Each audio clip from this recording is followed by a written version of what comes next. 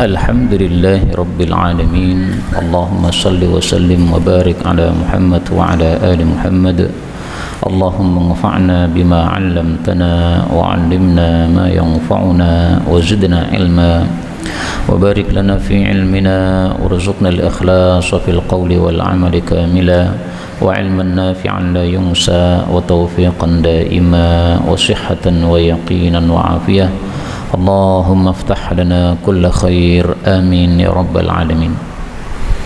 Alhamdulillah kaum muslimin rahimakumullah, kita lanjutkan pengajian tafsir Quran sehari sehalaman, dan kita sudah sampai pada halaman 376, yaitu pada surat Asy-Syu'ara ayat 207 sampai akhir 227 insyaallah taala. أعوذ بالله السميع العليم من الشيطان الرجيم من همزه ونفخه ونفثه ما أغنى عنهم ما كانوا يمتعون وما أهلكنا من قرية إلا لها منذرون ذكرى وما كنا ظالمين وما تنزلت به الشياطين وما ينبغي لهم وما يستطيعون إنهم عن السمع لمعزولون فلا تدع مع الله إلها آخر فتكون من المعذبين وأنذر عشيرتك الأقربين واخفض جناحك لمن اتبعك من المؤمنين فإن عصوك فقل إني بريء مما تعملون فتوكل على العزيز الرحيم الذي يراك حين تقوم وتقلبك في الساجدين إنه هو السميع العليم هل أنبئكم على من تنزل الشياطين تنزل على كل أفاك أثيم يلقون السمع وأكثرهم كاذبون والشعراء يتبعهم الغاوون ألم تر أنهم في كل واد يهيمون وأنهم يقولون ما لا يفعلون إلا الذين آمنوا وعملوا الصالحات وذكروا الله كثيرا وانتصروا من بعد ما ظلموا وسيعلم الذين ظلموا أي منقلب ينقلبون. Alhamdulillahi Rabbil Alamin. Allahumma arhamna bil Qur'ani amin. Kaum muslimin rahimani wa rahimakumullah, pada ayat-ayat yang kita baca ini ada beberapa kata yang bisa dibaca dengan dua bacaan. Yang pertama pada ayat 217, wa tawakkal. Ini wawunya boleh diganti menjadi fatawakkal, ya, maknanya tidak berubah. Kemudian pada ayat yang ke-221, tanazzalu, ini asalnya tatanazzalu, kemudian tak satunya dihapus, sehingga boleh juga dibaca dengan tak yang ditasydid, tapi memang agak susah ya, karena tak ditasydid di awal, dan ini terulang lagi pada kalimat yang kedua ayat 22, tatanazzalu. Kemudian ayat 224, yattabi'uhum, boleh dibaca yatba'uhum, artinya sama, mengikuti. Dan ini semua adalah qiraah mutawatirah yang sumbernya dari Sayyidina Rasulullah sallallahu alaihi wasallam, maka semuanya adalah bacaan yang benar. Adapun tafsir ringkasnya, Allah Subhanahu wa taala mengatakan pada surat Asy-Syu'ara ayat 207, ma aghna, tidaklah bermanfaat, tidaklah berguna, anhum, kepada mereka orang-orang kafir, makanu, apa saja yang adalah mereka itu, yumatta'un, diberi perbekalan atau diberi kenikmatan oleh Allah Subhanahu wa taala. Artinya seandainya Allah Subhanahu wa taala limpahkan nikmat yang banyak kepada orang-orang kafir, kemudian turun siksa Allah Subhanahu wa taala, maka nikmat yang banyak itu tidak akan ada gunanya sama sekali. Karena siksa Allah tidak bisa ditolak oleh siapapun juga. Dengan kekayaan berapapun, mau nolak siksa Allah nggak bakal. Dan ayat ini semakna dengan sabda Nabi sallallahu alaihi wasallam yang sering kita baca di dalam kita salat, wala yanfa'u dzal jaddi minkal jaddu. Wala yanfa'u, dan tidaklah berguna kepada siapa? Kepada dzal jaddi, orang yang memiliki kekayaan, minka, dari siksamu, al jaddu, kekayaannya. Ini kita baca setiap kita salat pada saat i'tidal. Sami'allahu liman hamidah, Rabbana walakal hamdu mil'as samawati wa mil'al ardi wa mil'a ma syi'ta min syai'in ba'du, ahlats tsana'i wal majdi ahaqqu ma qala al 'abdu wa kulluna laka 'abdun, Allahumma la mani'a lima a'taita wa la mu'tiya lima mana'ta wa la yanfa'u dzal jaddi minkal jaddu. Tapi ini bacaan tidak wajib, Pak. Sehingga kalau kita cuma membaca Rabbana walakal hamdu sudah sah. Ditambahkan mil'as samawati wa mil'al ardi wa mil'a ma syi'ta min syai'in ba'du sudah sah. Maka ada 3 ini bacaan: tahmid, mil'as samawat, atau tambahkan ahlats tsana tadi. Kemudian Allah katakan, wa ma ahlakna, dan tidaklah kami membinasakan, min qaryatin, dari satu desa, illa, kecuali, laha, bagi desa tadi, mungdzirun, ada orang-orang yang sudah memberikan ancaman, dzikra, yaitu ancaman yang disampaikan oleh mereka dari Allah Subhanahu wa taala. Maka yang dimaksud mungdzirun, para pengancam, ini adalah para rasul. Artinya sebelum turun siksa pasti Allah sudah turunkan kitab, Allah sudah turunkan nabi untuk mengancam mereka.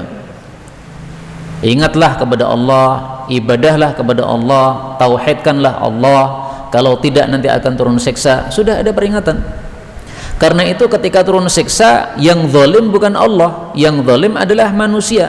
Karena sudah diingatkan tapi tidak peduli. Karena itulah Allah mengatakan, wa ma kunna, dan tidak adalah kami Allah zalimin, zalim. Kami turunkan siksa, kami tidak zalim. Kenapa tidak zalim? Karena kami sudah berikan ancaman sebelumnya, tapi mereka nekat. Dan ini juga disampaikan oleh Rasul sallallahu alaihi wasallam dalam hadis yang sahih, wa arsala ar-rusula. Rasul sallallahu alaihi wasallam bersabda bahwasanya Allah itu sangat suka menyampaikan alasan. Wala ahada ahabu ilaihil udhr min Allah. Tidak ada yang lebih suka untuk menyampaikan alasan daripada Allah. Min ajli dzalika, dari sebab itulah anzalal kitab, Allah turunkan kitab-kitab suci, wa arsalar rusul, dan Allah kirim para rasul. Hadis muttafaqun alaih. Jadi sudah diturunkan kitab, sudah dikirim rasul, tapi mereka nekat mengingkari dan mendustakan rasul dan kitabnya, akhirnya Allah turunkan siksa. Nah, sehingga kalau mereka menuduh Allah, Allah itu zalim, menyiksa kami padahal belum memberikan peringatan, maka Allah sudah menyampaikan alasan. Nih, sudah saya turunkan kitab, ini alasannya. Ini sudah saya kirim rasul, ini alasannya. Berarti mereka tidak punya bukti sama sekali bahwa Allah Subhanahu wa taala menzalimi mereka. Kemudian Allah mengatakan, wa ma tanazzalat, dan tidaklah turun, bihi, dengan Al-Quran, asyayatinu, setan-setan, wa ma yanbaghi lahum, dan tidaklah Quran itu pantas untuk mereka para setan, wa ma yastati'un, dan mereka para setan tidak akan mampu melakukan hal itu. Ini adalah bantahan Allah kepada orang-orang kafir yang mengatakan Nabi Muhammad SAW mendapatkan wahyu sumbernya dari setan. Nah, kurang ajar sekali orang-orang kafir itu. Memang setan itu ngasih wahyu juga, tapi berbeda dengan wahyu Allah Subhanahu wa taala. Setan ngasih wahyu disebutkan dalam ayat yang lain. Wa inna syayatina layuhuna ila awliyaihim, sungguh setan-setan itu memberikan wahyu kepada wali-wali mereka, liyujadilukum, untuk mendebat kalian wahai umat Islam. Jadi setan juga punya wahyu, karena wahyu itu artinya bisikan. Saya ulangi lagi, wahyu artinya apa? Bisikan. Maka setan memberikan wahyu artinya memberikan bisikan kepada siapa? Para dukun-dukun, orang-orang yang apa? Mengaku mengetahui perkara gaib, padahal sumbernya dari setan itu. Nah, wahyu dari Allah Subhanahu wa taala juga bisikan dari Allah Subhanahu wa taala lewat malaikat Jibril kepada Nabi Muhammad sallallahu alaihi wasallam. Nah, maka di sini Allah katakan setan tidak turun membawa Al-Qur'an, tidak pantas setan bawa Quran, dan tidak mungkin, tidak mampu mereka membawa Al-Quran. Kaum muslimin rahimani wa rahimakumullah, ada satu ayat yang turun gara-gara ada wanita kafir mengatakan Nabi Muhammad itu sudah ditinggalkan oleh setannya, yaitu surat Ad-Duha ayat 3. Ma wadda'aka rabbuka, pemeliharamu tidak meninggalkan kamu, wa ma qala, dan juga tidak membenci kamu. Ini ayat turun gara-gara perkataan orang wanita kafir. Dia mengatakan, hei Muhammad, kamu beberapa hari sakit dan kamu tidak didatangi lagi oleh setanmu. Nah, Jibril dianggap setan. Maka turun ayat ini, Allah tidak meninggalkan kamu, juga tidak membenci kamu. Beberapa hari Rasulullah SAW tidak mendapatkan wahyu, sehingga dianggap setannya sudah pergi, kata si wanita ini tadi. Maka inilah bantahannya, wa ma tanazzalat bihi syayatin, yang membawa Quran bukanlah para setan, bukan. Kenapa setan tidak mungkin membawa Al-Quran atau menerima wahyu Quran? Kenapa? Allah katakan, innahum, sesungguhnya mereka para setan, anis sam'i, dari mendengarkan wahyu, la ma'zulun, sungguh mereka itu terhalang atau terhijab. Jadi setan itu sudah berusaha naik ke langit, nguping-nguping, barangkali ada wahyu yang bisa mereka dengar, tapi sudah dihalangi oleh Allah Subhanahu wa ta'ala. Bagaimana cara Allah menghalangi setan? Dilempar dengan bintang-bintang. Maka bintang itu fungsinya 3. 1 untuk penerangan, 2 untuk petunjuk jalan, petunjuk arah, terutama orang-orang yang ada di laut, nggak ngerti arah mereka. Kemudian yang ketiga adalah untuk melempar setan. Dan ini sudah disebutkan oleh Allah Subhanahu wa ta'ala pada surat Al-Jinn.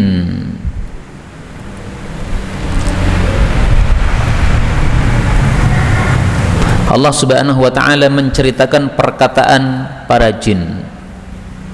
Apa kata jin?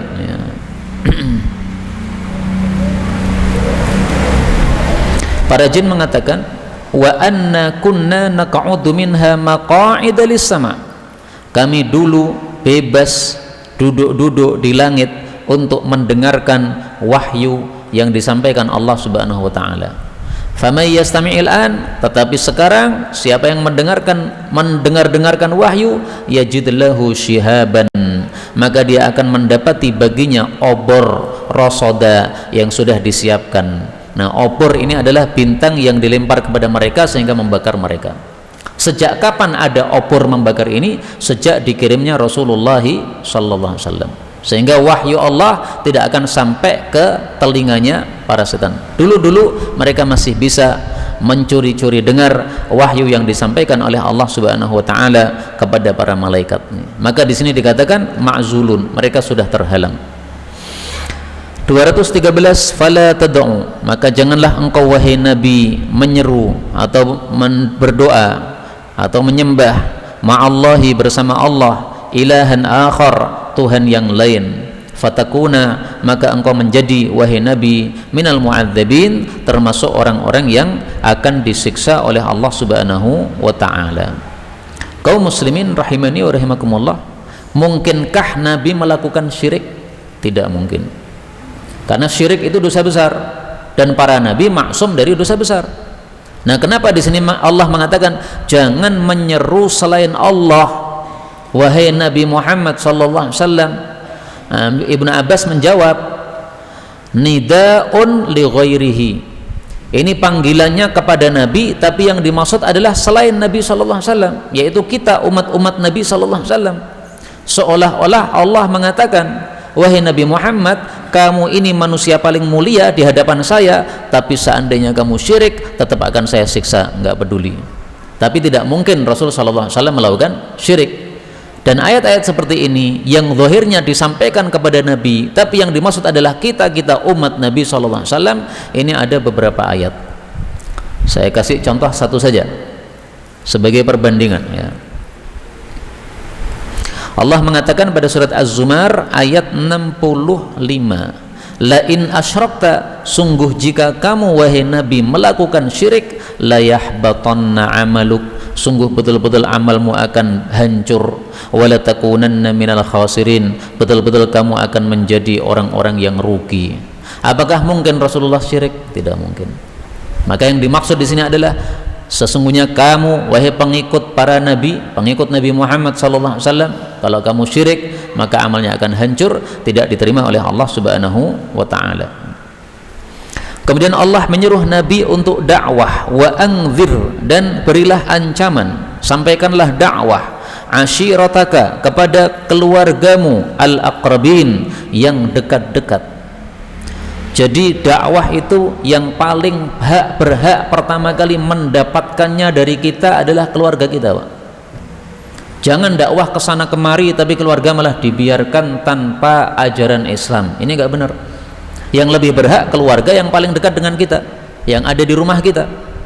Dakwah kemana-mana tapi anaknya dibiarkan tidak berjilbab, ini bagaimana? Padahal Allah katakan wa anzir ashiratakal aqrabin, anaknya dulu, istrinya dulu, baru kemudian merembet kepada yang lain-lain. Termasuk juga dalam memberikan nafkah, yang paling berhak adalah yang paling dekat dengan kita. Jangan ngasih sedekah ke sana kemari tapi istrinya dan anaknya kelaparan, ini tidak benar. Rasulullah sallallahu alaihi wasallam bersabda, "Ara, saya berpendapat, anta ja'alaha, engkau berikan sedekah ini fil aqrabin, untuk kerabat-kerabat kamu." Hadis muttafaqun alaih dari Anas bin Malik. Ini hadis ada ceritanya. Bapaknya Anas bin Malik, Abu Talhah, bapak tirinya, dia mengatakan kepada Rasulullah, "Ya Rasulullah, saya punya harta yang sangat saya sukai, yaitu tanah. Saya pengen dapat pahala yang besar dari Allah. Ini tanah enaknya diapakan?" Nah, Rasulullah katakan, "Ara an taj'alaha fil aqrabin." Kamu wakafkan tanah ini, kemudian hasilnya diberikan kepada kerabat-kerabat kamu. Nah, maka didahulukan yang kerabat dulu.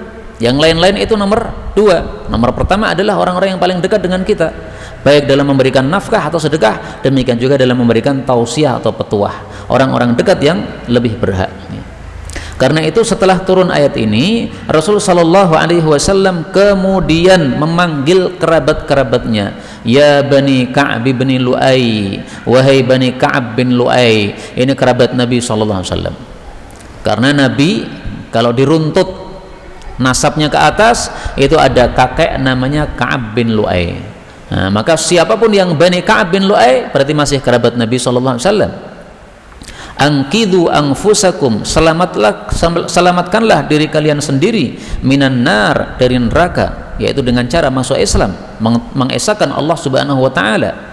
Wahai Bani Murrah bin Ka'ab, selamatkanlah diri kalian dari neraka. Wahai Bani Abdu Syams, selamatkanlah diri kalian dari neraka. Wahai Bani Abdu Manaf, selamatkanlah diri kalian dari neraka. Wahai Bani Abdul Muttalib, selamatkanlah diri kalian dari neraka. Wahai Fatimah, selamatkanlah dirimu dari api neraka. Fa inni, karena sesungguhnya aku, la amliku lakum minallahi syai'a, tidak bisa menguasai untuk kalian dari Allah sedikit pun.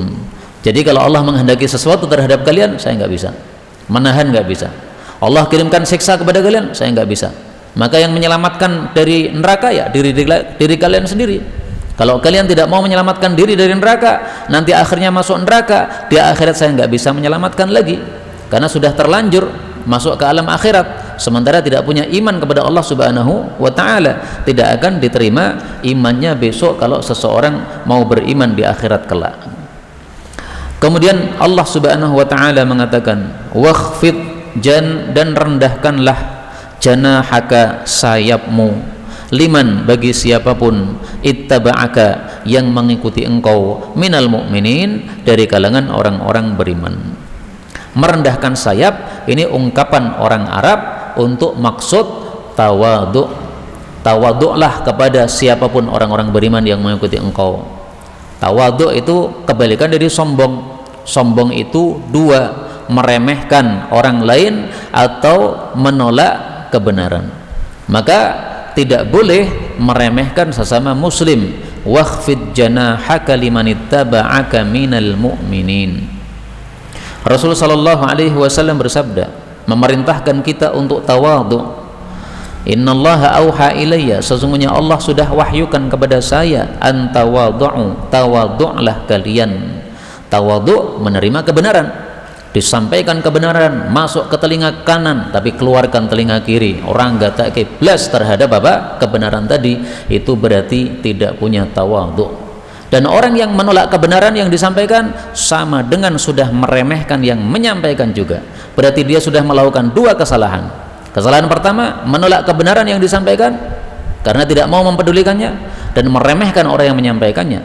Dua-duanya sudah dilakukan, yaitu kesombongan dua macam sudah dia lakukan karena tidak melakukan tawadhu' tadi.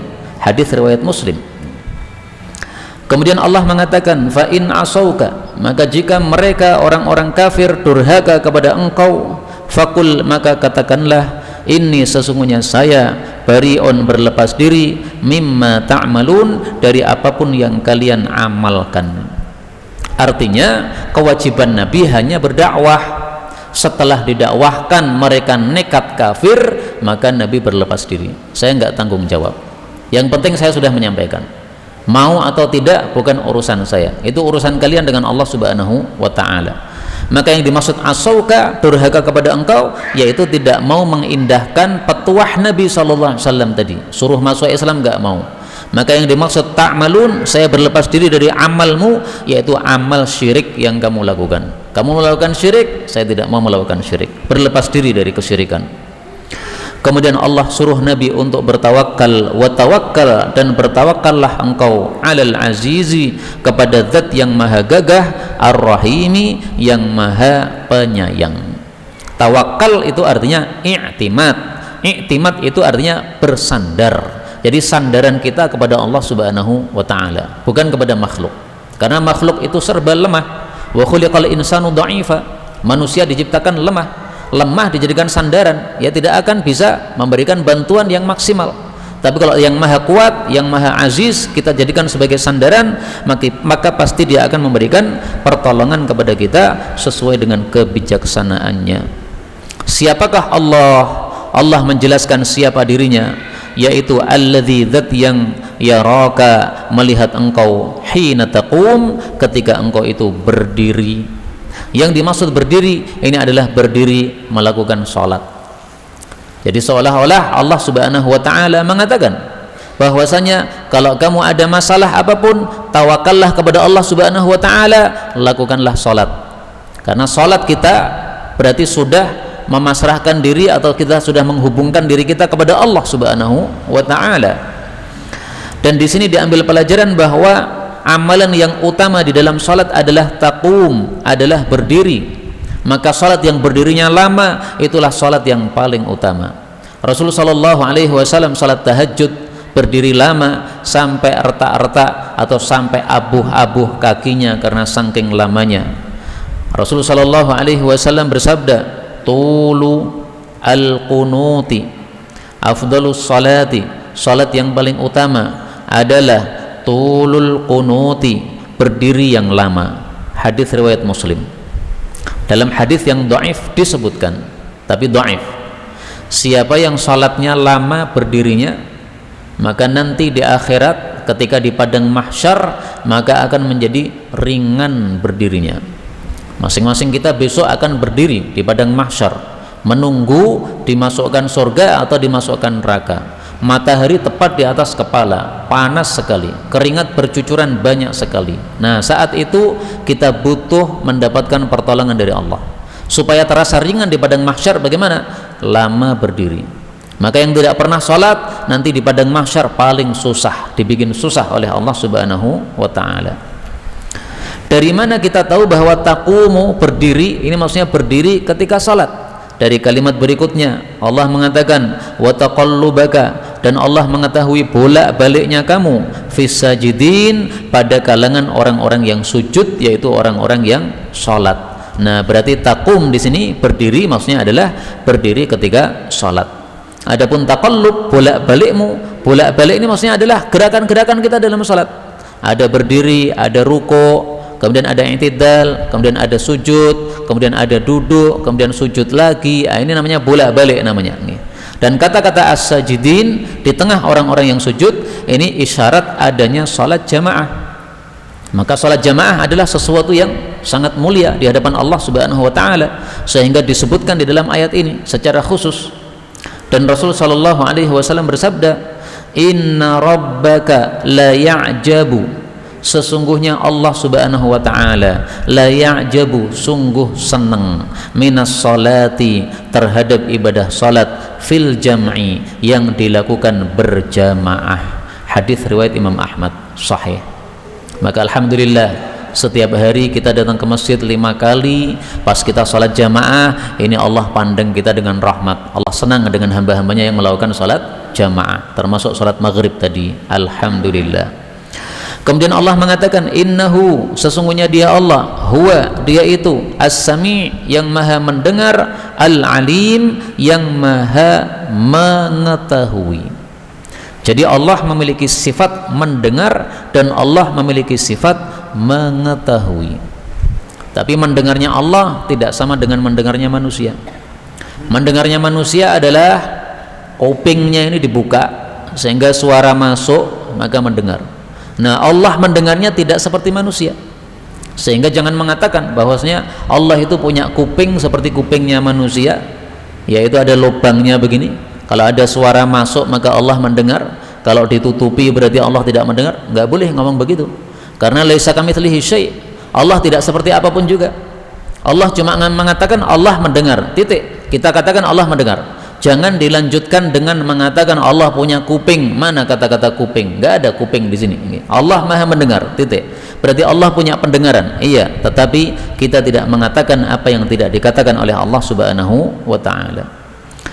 221. Hal, apakah, unabbi'ukum, mau saya beritakan kepada kalian, mau saya beritahukan kepada kalian, ala, terhadap, man, orang yang tanazzalu, turun, asyayatin, setan-setan itu.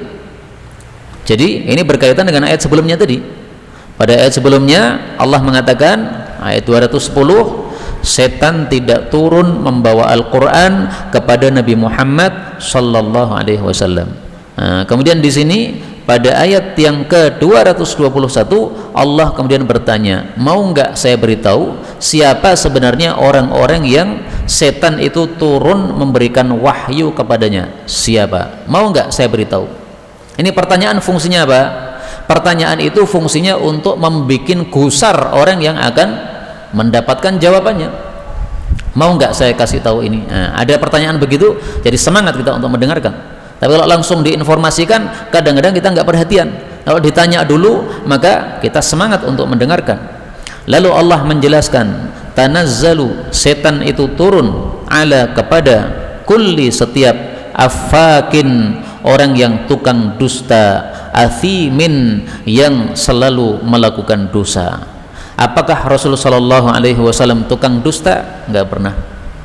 Maka kata-kata afak ini sebenarnya isyarat kepada orang-orang kafir bahwa Nabi Muhammad tidak mungkin dia mendapatkan wahyu dari setan, karena sejak dulu mereka sudah menyebut Nabi Muhammad sebagai al-amin, orang yang terpercaya, yang enggak pernah bohong. Mereka mengatakan majrabna alaihi kadziban, kami enggak pernah mengetahui Nabi Muhammad bohong sama sekali. Lah terus tiba-tiba mereka mengatakan Muhammad mendapatkan wahyu dari setan. Ini kalimat enggak nyambung. Yang mendapatkan wahyu dari setan adalah afakin, orang yang tukang bohong. Muhammad enggak pernah bohong. Terus yang kedua, athimin, yang suka melakukan dosa. Apakah Nabi Muhammad suka melakukan dosa? Enggak pernah.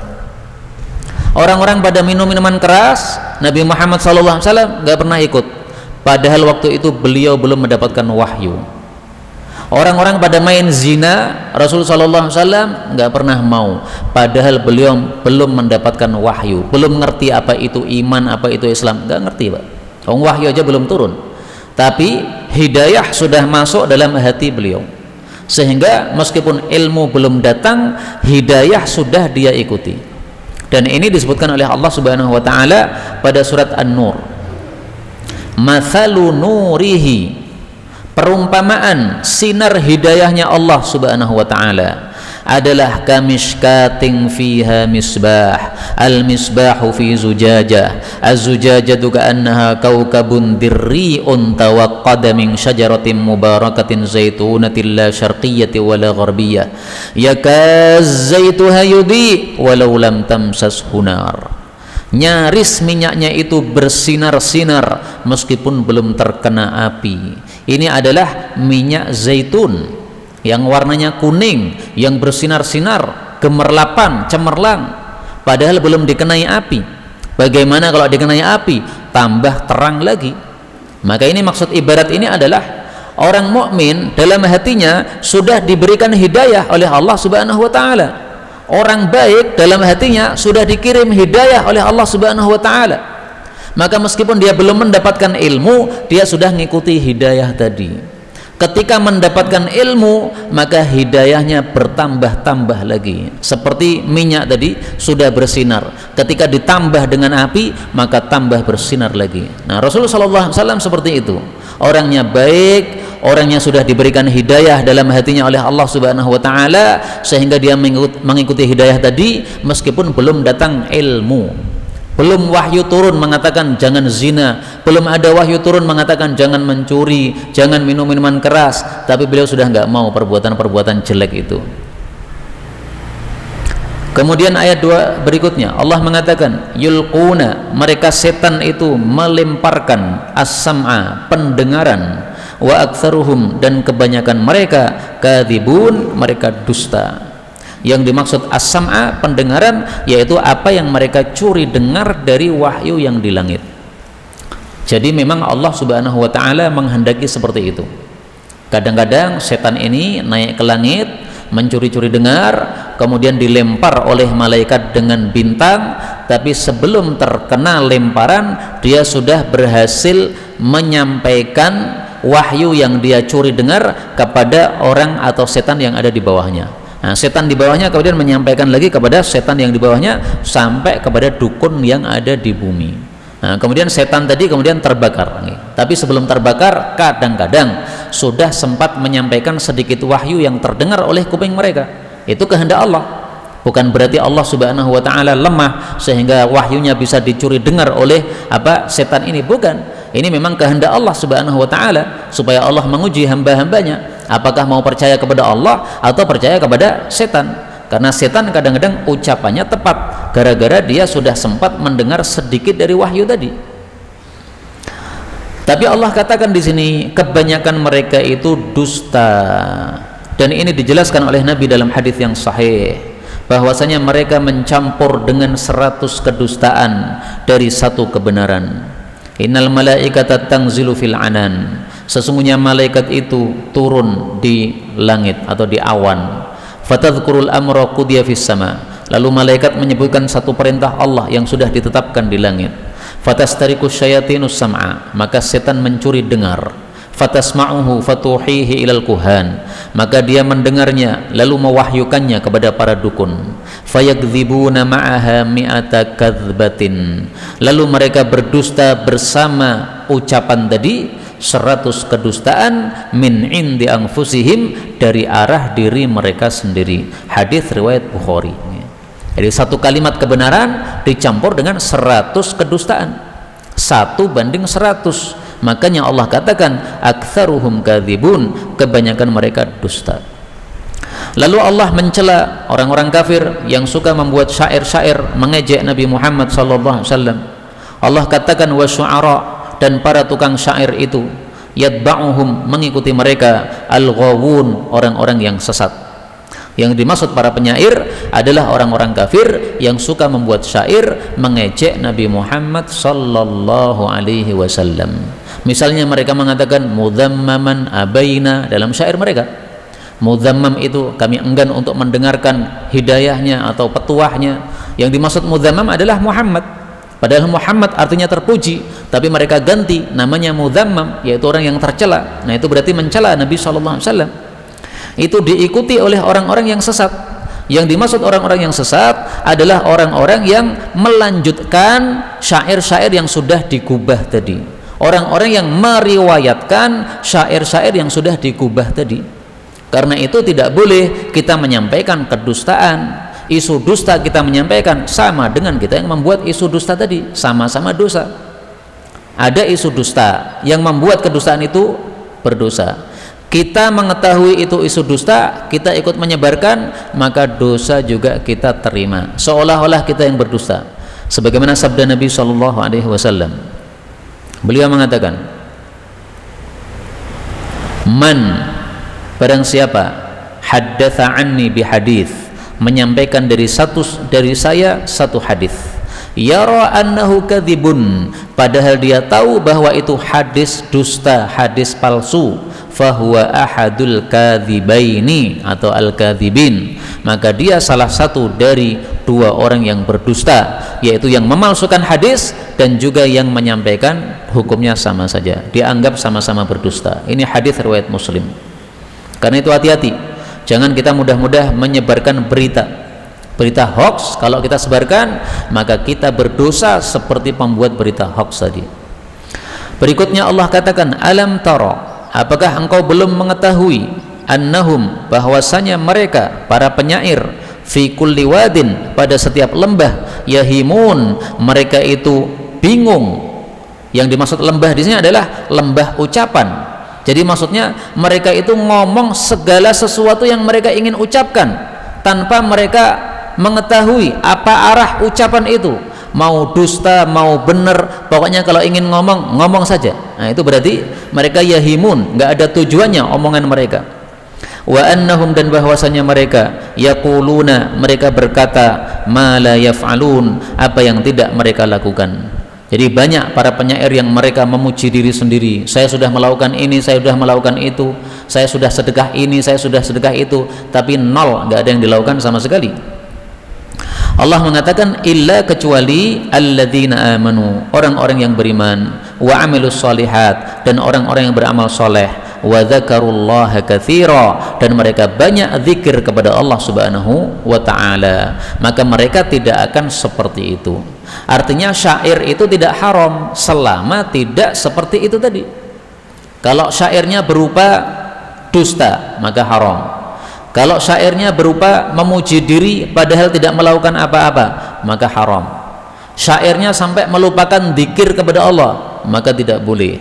Makanya di sini Allah sebutkan wa dzakarullaha katsira, orang-orang yang berzikir banyak kepada Allah, maka mereka tidak ada masalah menggubah syair atau membuat syair, karena syair itu hukum asalnya mubah apabila tidak ada di dalamnya kedustaan atau kedosaan. Saya tampilkan hadisnya.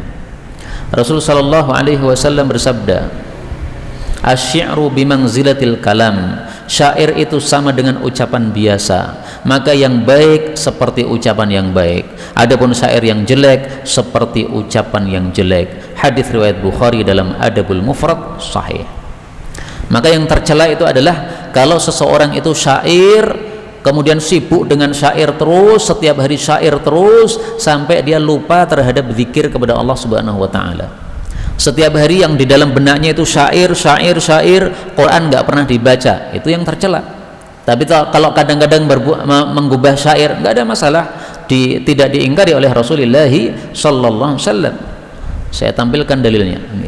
Rasulullah sallallahu alaihi wasallam bersabda, la ayyam tali'a, sungguh kalau penuh, jaufu rajulin, bagian dalam tubuhnya seseorang, qoihan, dengan nanah, hatta yariyahu, sampai mengalahkan dirinya, khairun lahu, itu lebih baik baginya, min ayyam tali'a syi'ran, daripada hatinya penuh dengan syair. Hatinya penuh dengan syair artinya sampai lupa kepada zikir kepada Allah Subhanahu wa ta'ala. Allah mengatakan wantasaru, dan mereka orang-orang beriman itu intasaru, membela diri, mim ba'di ma dzulimu, setelah mereka dizalimi. Maksudnya setelah mereka diajak dengan syair, mereka membalas dengan syair ajakan, nggak ada masalah, karena kita bukan memulai. Tapi kalau kita yang memulai membuat syair yang jelek, maka dosa yang kita tanggung. Tapi mereka dulu yang memulai, sehingga kita balas, nggak ada masalah. Karena syair itu seperti senjata. Senjata diarahkan kepada kita, jangan sampai kita terkena senjata tidak membalas. Nanti orang-orang kafir akan merasa menang mereka. Nah, mereka sudah membuat syair, kita balas syairnya, sehingga Rasulullah SAW suruh kepada Sayyidina Hasan bin Thabit untuk mengubah syair-syair membalas ejekan-ejekan orang-orang kafir, dan itu mengamalkan ayat ini, wantasaru mim ba'di ma dzulimu. Kemudian Allah mengatakan wa saya'lamul ladzina zalamu, dan orang-orang zalim akan mengetahui ayyamun qalabin, ke tempat kembali yang mana, yang qalibun, mereka akan kembali. Ibnu Abbas menafsirkan mereka akan kembali kepada neraka jahanam. Na'udzubillahi min syarri dzalik. Mudah-mudahan semua kita akan kembali ke dalam surga. Amin ya rabbal alamin. Walhamdulillahi rabbil alamin.